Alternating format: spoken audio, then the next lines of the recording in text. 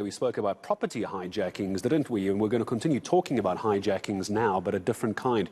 One which hopefully none of us ever have to go through, that being vehicle hijackings. As law enforcement and ordinary folk find ways to fight crime, criminal masterminds seem to be constantly 10 steps ahead. They always know what the next trick is, don't they? Well, according to the latest data published by vehicle tracking company Tracker, hijacking trends in South Africa have changed. And there's now been a spike in reported incidents. So let's unpack both of those comments. Tracker COO, Chief Operating Officer for Tracker, Duma Ngcobo, joining us. We've spoken before, haven't we, Duma? So good to have you back on eNCA. So let's just first of all talk about the new trend in hijacking, if we can. What are you seeing at Tracker? Good morning. Thank you, Gareth. Some time ago when we spoke before, I made mention of the fact that hijacking has been on the increase. And on and about 2020, there was an interspersing of hijacking being more prevalent than obviously vehicle thefts. And at the time, I positioned some of the causal reasons we believe are influencing this change. One of them being, of course, vehicle technology, which has improved significantly. And so now when we start looking at not just the trends involved in this as well, but how South Africans need to try and handle these sort of incidents as well now, what do we do? Does the thinking around protecting yourself, does the thinking about how Tracker assists their clients, knowing there's a spike, knowing there's a change of pattern, what do you do with that as an organization? How do you educate your clients? Well, at Tracker, looking at our specific circumstances and our car park, we certainly do follow the trends quite closely. Last I had mentioned that hijackings tended to happen between a Tuesday and a Thursday, from on or about 6 p.m. Now, of course, these trends change all the time as criminal syndicates change their modus operandi. One of the things that has happened, unfortunately, and 2020 was a real game changer during lockdown, is that the probability of people ordering stuff to be delivered to their homes has increased significantly. And therefore, there's been a significant spike in items being delivered in the home and home blockages at the gate as a person is about to enter their premises, increasing quite a bit in that period of time. But additionally, you know, the old methods of being aware is so vitally important. And we advise all our customers and indeed South Africans to be aware of their surroundings.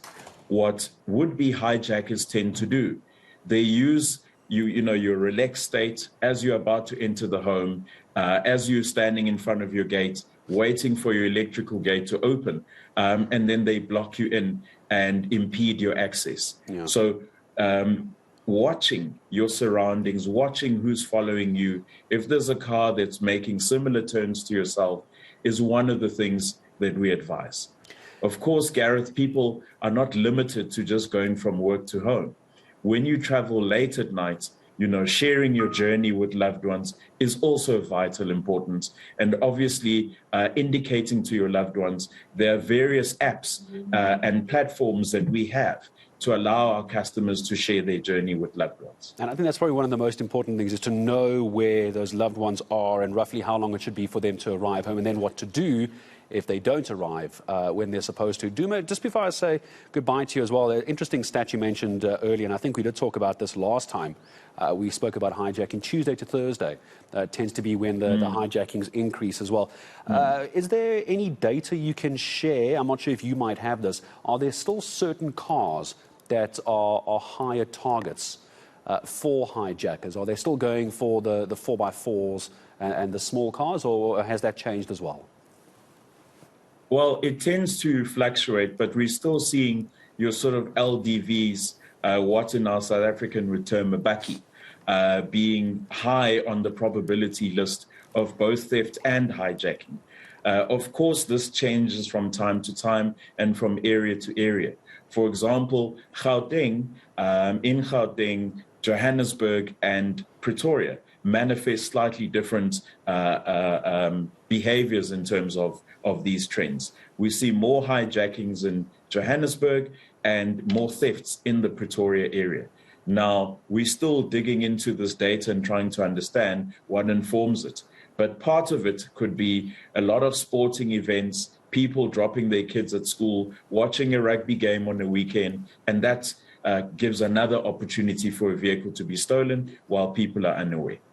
And then as well, just before we say goodbye for this morning, Duma, as well, just talk to me about some of the apps you were talking about a moment ago. How would Tracker be involved in this device? Everything lives on our cell phones, doesn't it? How does this help someone in a situation like that, or a loved one, react or protect themselves or call for help if needed? Talk to me about the kind of technology that Tracker's got at the moment.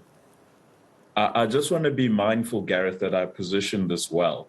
So obviously, prior to starting your journey, on our app, we have the ability to share your journey with loved ones. You simply click on the app, and when you're going on a trip, you can share your journey and select or pre-select people that you want to share your journey with. That's the one element. And obviously, we've got various other assist features that are available in vehicle.